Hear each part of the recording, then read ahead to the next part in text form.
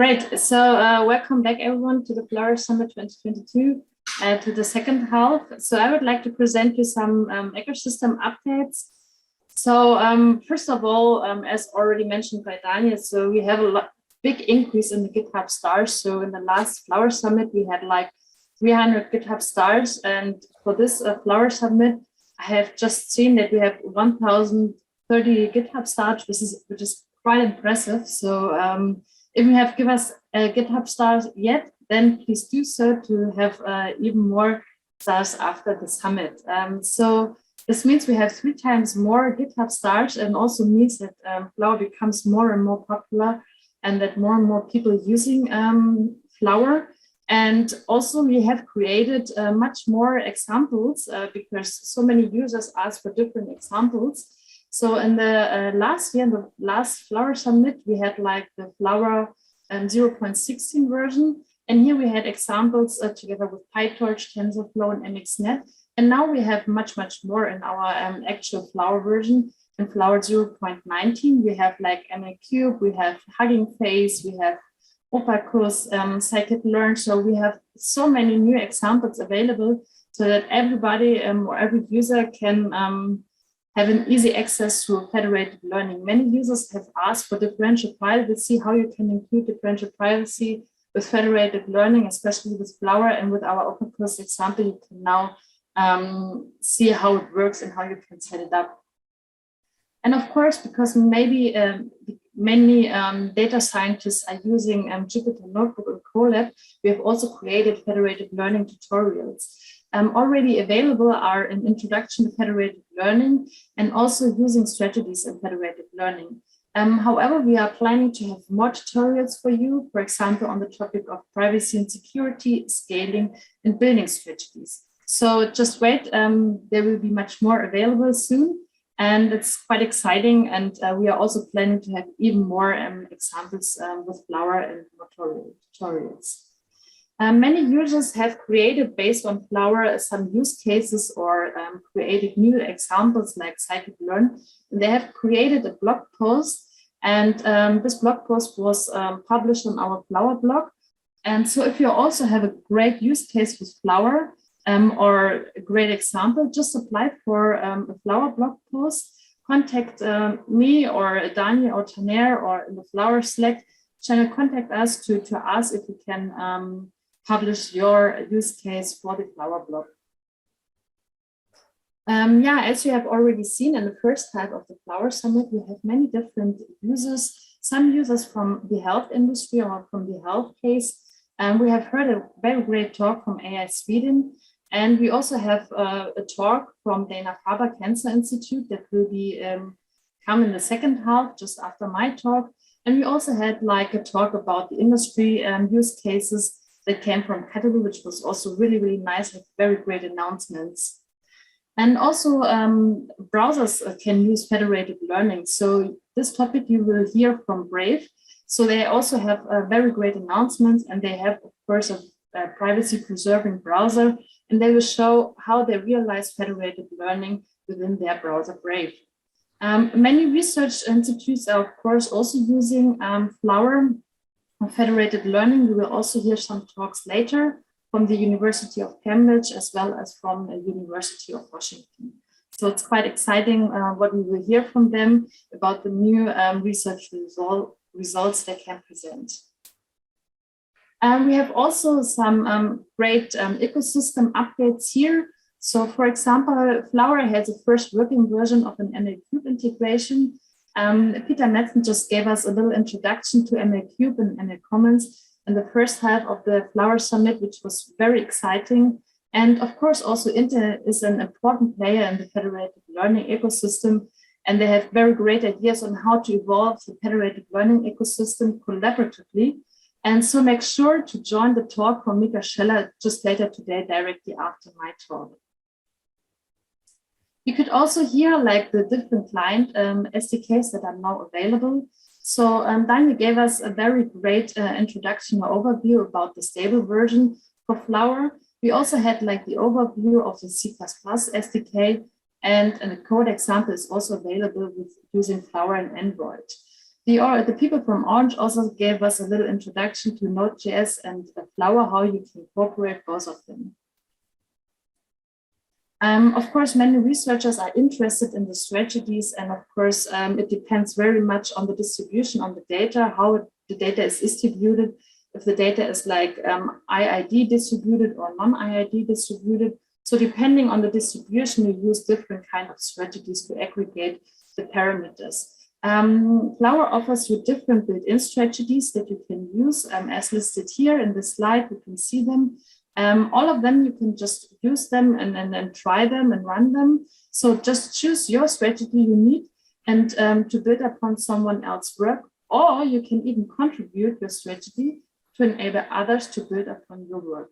And how to contribute your strategy, this will be shown by Pedro, so I will directly hand over to Pedro. Thank you. Okay, so thank you, Maria. Thanks, everyone. So far we've talked about Flower, how its main parts, how industry is starting to use Flower. But one other topic that I'd like to talk about, to focus the attention to, is research. So federated learning is still at its infancy, and people are starting to use it for research. And one thing that we want to do with Flower is to help you get started. We want to kickstart your research. And that's why we have this long-term project called Baselines, where we want you to have a good starting point for your research. So if we think about how research is usually done, we start with literature review, right? Then we have an idea.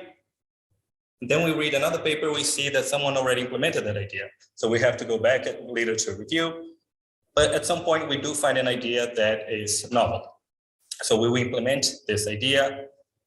Then we try to test this idea on a public data set so that we can compare it to the state of the art. And finally, we write a paper. Now, one of the main problems with this kind of setup is that when we try to compare our results with state of the art, this is usually very tricky, very difficult. We usually find papers that do not have enough details. If we find code online, then that's great. But usually code is not available. The procedure, experimental procedure, it's not well defined. The model parameters, especially the hyperparameters, are not well defined either. And sometimes we try to contact the authors, but they are too busy sometimes to respond mail, rightfully so. Okay.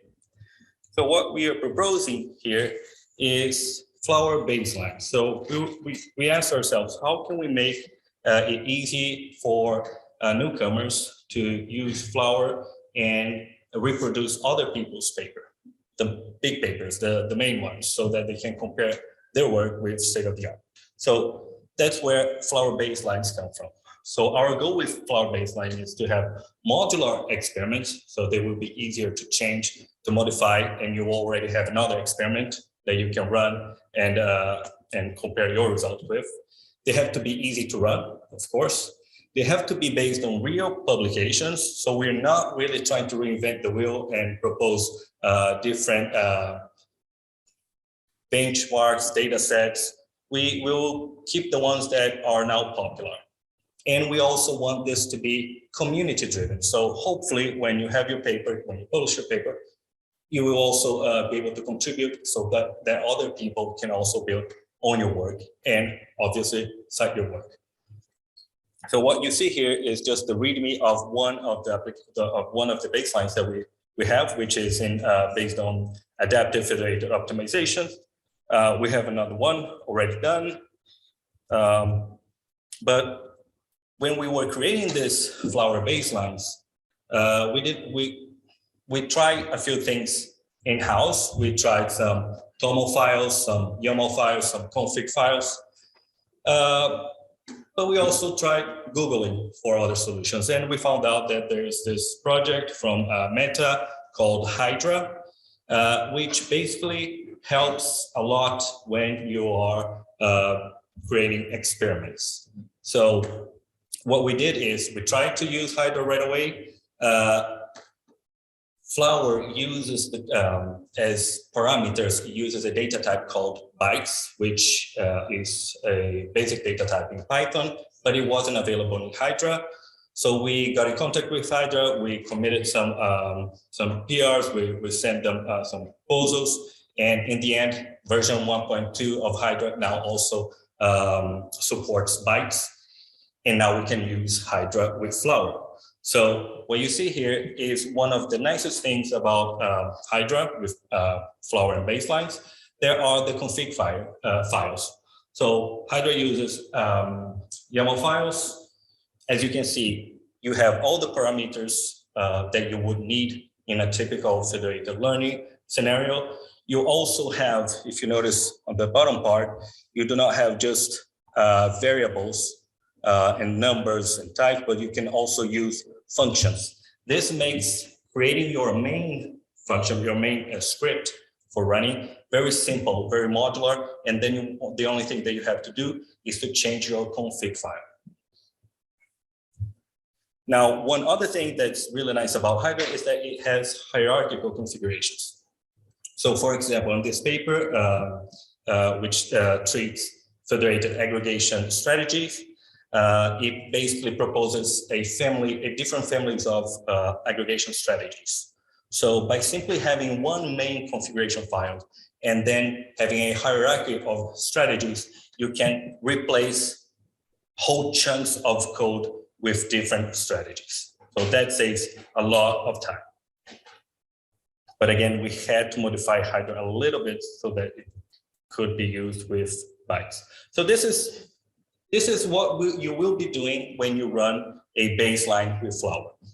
If you want to run the main experiment, you just type good old Python main, and it will train your network. It will see where it saves stuff, where it saves logs. If you want to change something, maybe you don't want to train on Cypher 10, you want to train on Cypher 100. Then I was just talking about modularity. Well, you just change the main config path to Cypher 100. You're not happy with the strategy that you're using, you want to try another strategy? Okay, go ahead, choose the right data set, and now choose the strategy, Fedyogi. And that's it. So you can basically run bunches and bunches of experiments.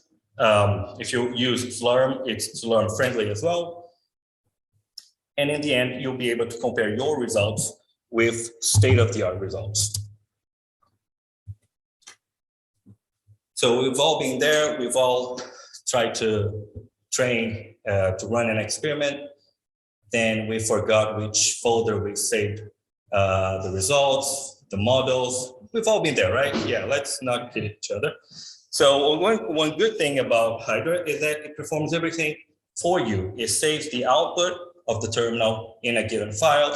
It saves the error messages in another file. It will make a copy of the configuration file that you used inside that same experiment file. We might take these things for granted, but we know that we need them in the end when we want to plot stuff. And it also tells you which variables you've had to override during your experiment. So this creates a very easy, very clean pipeline on how to run multiple experiments and comparing with state-of-the-art.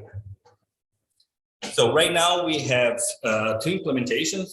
One is the one that I just presented, Adaptive Federated Optimization by Reddy et al. And another one is FedBN, which will have a presentation later today on this paper. We have in progress Leaf, which is also a benchmark for federated settings. And we do ask of you that please bring your own experiments to Flower. This will help the community. This will help even your citations. Why not, right? But you might ask, okay, Flower works well. I want to run my own experiments, but I do have a problem. Everything I find now on the problems that I want to solve they are for a centralized scenario, right? So you have a data set. This data set has been carefully curated so that you can perform centralized training, having IID data distribution. And that makes sense because when you're training a centralized scenario, you're able to balance data, you can balance different labels in the same mini batch. So you can actually do whatever you want when you want to sample data in a centralized scenario. But if you're using federated learning, then you have to be realistic. In a cross-device scenario, you will not have multiple devices with the same data distribution. And you have to somehow, when you're training on federated learning, you have to somehow simulate this. So one other thing that we can offer you with Flower are some helper functions. The two of which you're seeing here are helper functions on how to move from a centralized IID data set to multiple partitions. There are non-IID. This non-IID term is a bit too vague, but in this case, you can create this kind of non-IIDness in two ways. One is using the latent Dirichlet allocation. So basically, this is one function that based on one variable, if this variable alpha concentration is really low, you will basically have clients with just one label if you're considering self-supervised learning. Each client will have basically one label. As this variable grows, you basically have a uniform distribution over the labels. Another way to create partitions is by using this formally called create partitions. We might need to rename this because we're creating those functions where you will have couples of clients having similar partitions, and you can choose again one single variable to dictate how much of your entire data set of a client will map to one single class.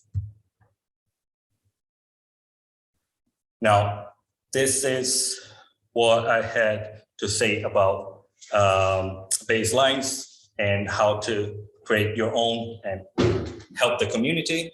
We will take questions. Maria and Adap.